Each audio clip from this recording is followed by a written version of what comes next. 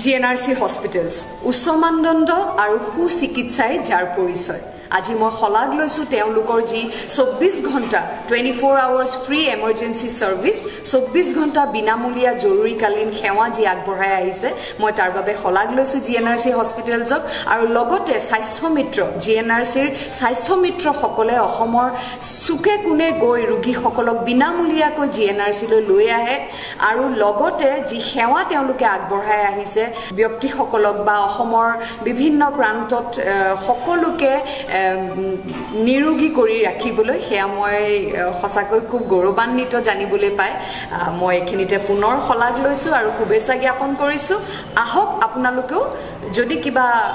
ৰোগৰ সন্মুখীন হৈছে তেনেহ'লে GNRCলৈ আহক ইয়াতে বিভিন্ন ক্ষেত্ৰত ডিছকাউণ্টছো পাব আৰু জৰুৰীকালীন বিনামূলীয়া সেৱাটো আছে ধন্যবাদ